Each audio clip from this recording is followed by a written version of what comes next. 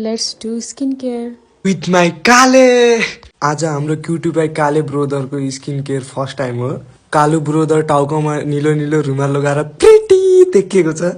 आँखा बन्द गर्दा पनि कति राम्री टोनर लगाउन यतिकै ट्लिक्क टल्किने ब्ल्याक डायमन्ड।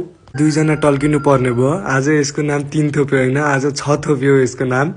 यो भर्खरै स्टेप 2 हो। यिनीहरू अझै टल्किन सके हैनन्। अब पछाडि बिस्तारै टल्किने होला। त्यही पनि टल्किन्न नि यिनीहरू। टल्किन घसे घसे कालेले मक्खै छ केटो मक्खै। स्टेप 3 मा नि केही घाम लाग्ला जस्तो त छैन। त्यही पनि केटो मक्ख छ के लायो।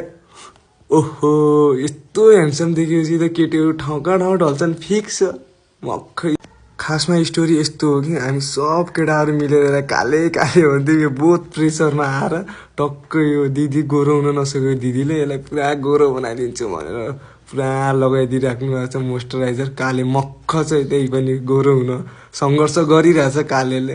गर्छ काली दिदीले त यसलाई इन्फ्लुएन्स गर्नुभयो तर त्यही पनि यो गोरो हुन्न गरिरहेछ केटोले।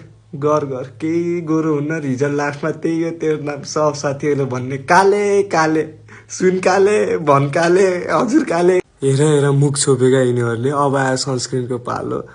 सनस्क्रिन नाटक पारी लगाइदियो कि नक्कल त पारिहाल्नु पर्ने कि। हेर्न कस्तो को पछाडिको त्यो काले। ए सरी म अवक रहेछु ह्यान्डसम बोय। तिनीहरू चाहिँ जन्मजात नै कालो हो। म चाहिँ घाममा हल्का काम गर्छु त्यही भएर डढायो। यिनीहरू त जन्मजात नै कालो, जति मुसारे पनि त्यही हो हुने लास्टमा रिजल्ट कालो। यत्रो भन्दा पनि लास्टमा त दुईजना टल्किहाल्यो। By by.